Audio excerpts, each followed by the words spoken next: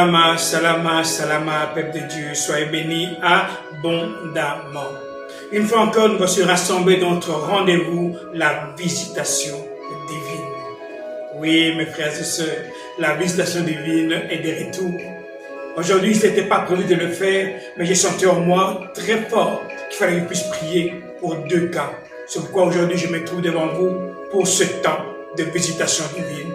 La visitation divine, c'est un temps où le ciel s'ouvre afin de manifester le règne de Dieu, la puissance de Dieu dans vos vies. Je voudrais d'abord commencer par me présenter.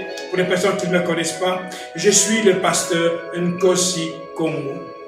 Nkongo, de ma langue, en RDC, veut simplement dire amour et vérité. Oui, mon frère, ma soeur, l'amour. Le Père a tant aimé le monde qu'il a donné son Fils Jésus-Christ afin de mourir à la croix pour toi, mon frère, ma soeur. Le Père se soucie de ta situation. Mon Père céleste se soucie de ton problème. Mon Père céleste se soucie de ton état d'être, de ton bien-être. Pourquoi? Parce que le Père t'a créé. Et dit, regardez vers les rochers dans lesquels vous avez été taillés. Il dit, écoutez, vous, les êtres humains, qui voulez être sauvés. Mon frère, ma soeur, si aujourd'hui je suis dans ce temps de visitation divine, parce que le Père veut sauver chacun d'entre vous. Oui, mon frère, ma soeur, Dieu est le même hier, aujourd'hui et éternellement. Il ne change pas. Il dit, j'envoie ma parole et ma parole les guérit. Je voudrais aujourd'hui, avant de prier, que nous puissions dire un passage que nous connaissons très très bien, d'un général qui avait la lèpre, le général Naaman. Ça se trouve dans deux livres de rois, au chapitre 5. On va lire à partir des premiers versets. Le chef de l'armée du roi de Syrie s'appelle Naaman. C'est quelqu'un d'important pour son maître le roi, qui est très bon pour lui. En effet, c'est par lui que le Seigneur a donné la victoire aux Syriens, mais ses combattants courageux et lépreux. On dit que cette personne, c'est une personne que le roi aime. Pourquoi? Parce que c'est à travers lui que le roi a eu la victoire sur ses ennemis, aidé par le Seigneur. En effet, c'est par lui que le Seigneur a donné la victoire aux Syriens. Mon frère, ma soeur, bien souvent, on parle de Naaman comme étant un général qui avait la lèpre et qui a demandé la guérison. Mais on ne donne pas les premières choses, les préalables de la vie de ce général. On dit que, ce général était aimé par le roi. De deux, ce général était aidé par le Seigneur pour vaincre les ennemis de son roi. Mais on dit que cette personne qui était aimée par le roi et qui faisait des victoires, qui remportait des victoires par l'aide de Dieu, on dit que ce général, ces bons combattants courageux, étaient lépreux. La première chose que je veux te dire, mon frère, ma soeur, n'écoute pas la voix du serpent. Si aujourd'hui je suis devant vous en cet instant, parce que le Père m'a montré beaucoup d'hommes et de femmes en train de pleurer, en train de souffrir à cause de leur maladie. La maladie a tellement duré qu'ils ont commencé à croire que c'est leur péché. Le diable a dit, tu ne guériras jamais. Le serpent a mis dans leurs oreilles, tu ne guériras jamais. Il a commencé à leur montrer tous leurs péchés. Mon frère, ma soeur, la première chose que je vais te demander, sache que Dieu t'aime. Sache que l'Éternel des armées t'a localisé là où tu es. Comme j'aime le dire dans la visitation divine, ce temps, c'est un temps où le Père descend pour te visiter là où tu es. Si tu es dans ton salon, assis-toi confortablement. Si tu es dans ta chambre, sois assis confortablement sur ton lit. Si tu es dans ta voiture et que tu rencontres ce temps de visitation divine, éteins tout et reste connecté. Parce que mon frère, ma soeur, c'est un temps où les anges vont rentrer en action. Oui, les anges sont des anges au service du Père. Quand le Père veut agir dans la vie de ses enfants, il envoie ses anges. Et aujourd'hui, il y aura une activité intense des anges dans la vie des hommes et des femmes. Le Père m'a envoyé parce que quelque chose va se passer dans ta vie. Je ne sais pas de quoi tu souffres, mais une chose que je te dis, si tu es connecté à ce rendez-vous divin, c'est que le Père veut manifester sa gloire dans ta vie. On dit que Naaman avait la lèpre. La lèpre est une maladie qui est très contagieuse. Il y a une lèvre qui n'est pas contagieuse, mais ton corps est rempli de blessures. Dès qu'on te voit, tu passes pas inaperçu. C'est désagréable. Je me rappelle souvent, c'est qu'un pasteur disait, Naaman était marié. À chaque fois qu'il s'est déshabillé, comment sa femme le voyait. C'était désagréable, mais ils étaient mariés.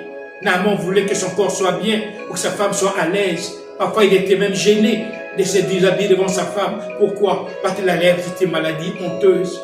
Mais aujourd'hui, il y a une bonne nouvelle. Le Père va chasser, va changer cette situation dans ta vie. Mon frère, ma soeur, quelque maladie que tu es, aujourd'hui, le ciel va te visiter. Le Père te demande simplement une seule chose, c'est d'avoir l'attitude de Naaman. Qu'est-ce que nous dit au verset 2? Or, des bandes de Syriens qui sont entrés en Israël ont fait prisonnière une petite fille. Celle-ci est devenue la servante de la femme de Naaman.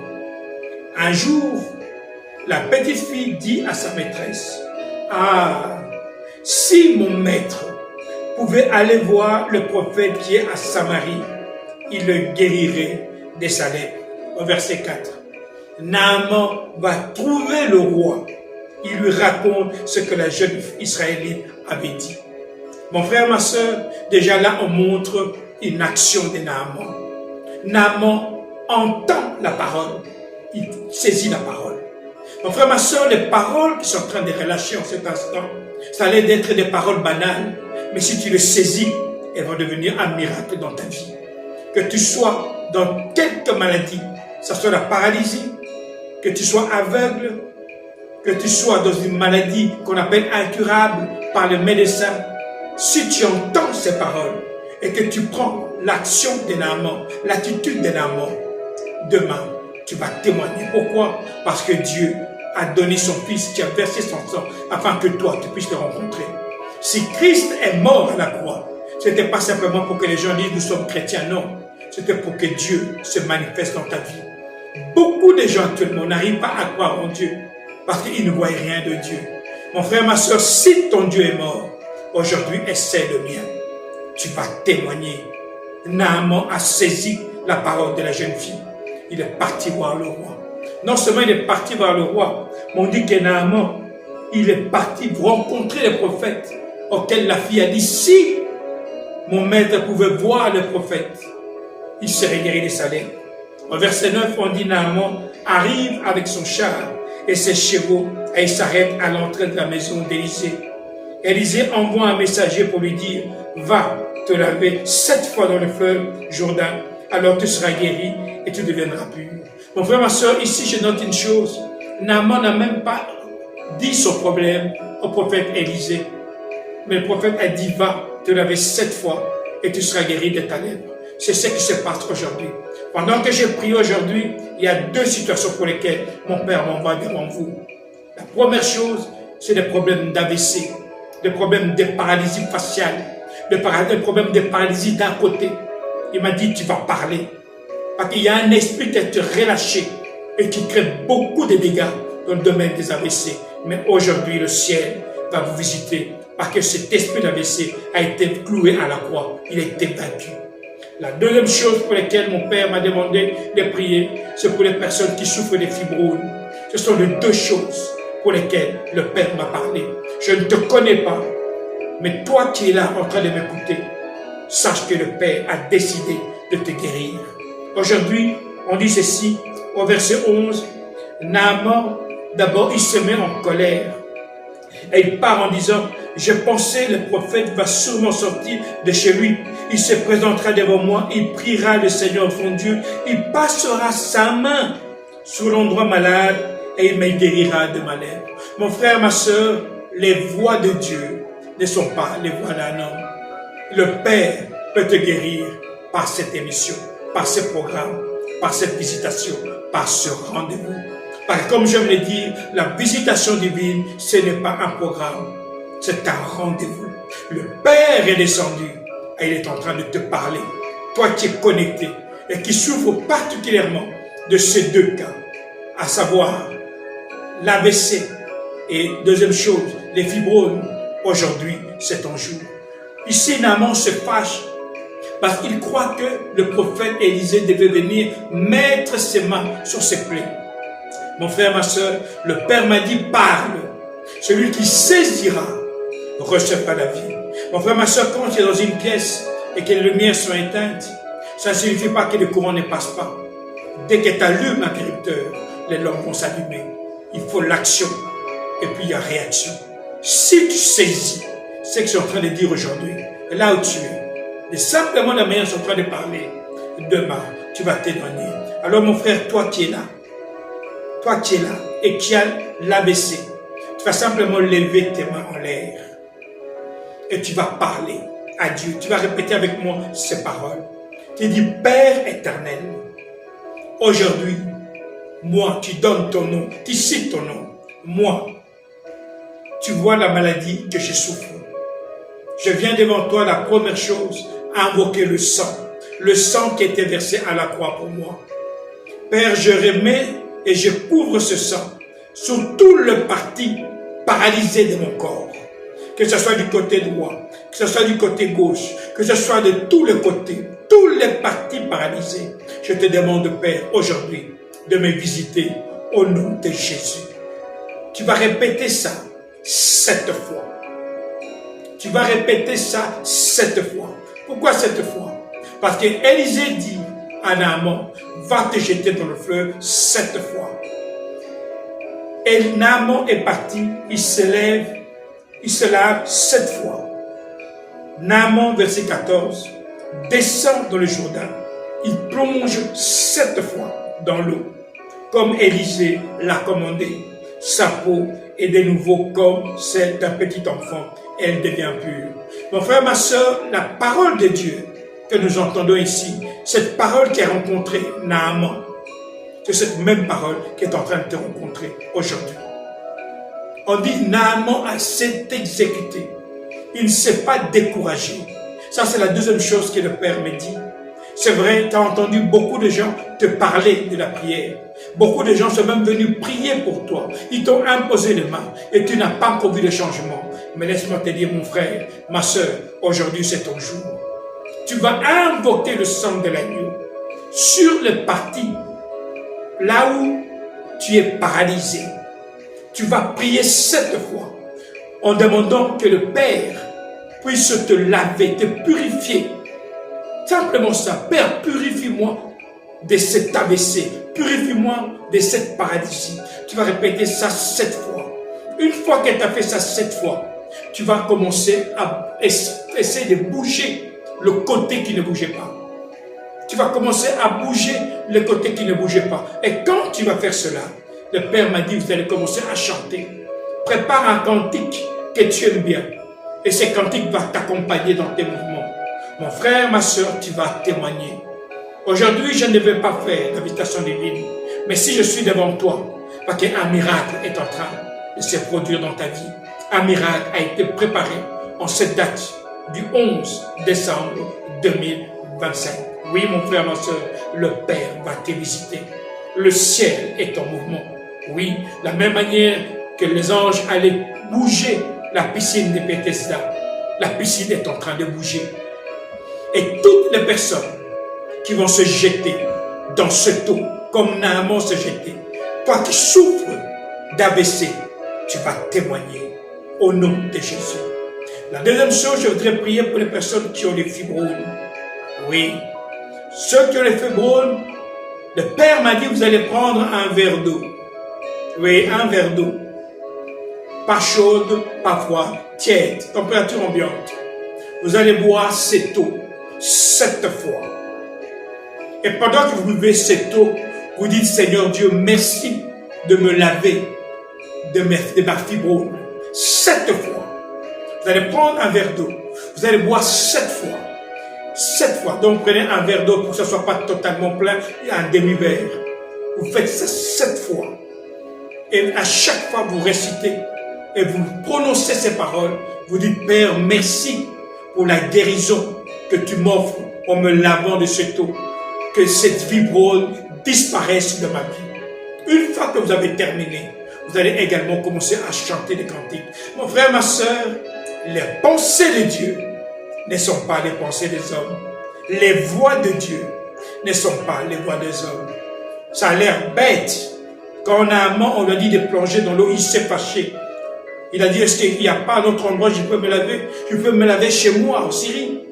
Mais parce qu'il a obéi, il a vu le miracle. Je disais au départ, beaucoup de gens parlent de la guérison de Naaman. Il a plongé 7 fois, mais avant de plonger 7 fois, Naaman avait posé des actes. Les premières actions que je voudrais vous demander de poser avant que vous fassiez cela, pour l'AVC et également pour les fibromes, vous allez demander une repentance sincère devant Dieu. Vous allez demander à Dieu de vous pardonner vos iniquités, de vous pardonner tout le mal que vous avez fait, tout ce que votre esprit est en train de vous charger, de vous accuser. Vous allez demander pardon. On dit qu'un Naaman est un homme qui était aimé par le roi. On dit qu'un Naaman était accompagné par le Seigneur pour vaincre ses ennemis. Ça veut dire que c'est quelqu'un qui était bon.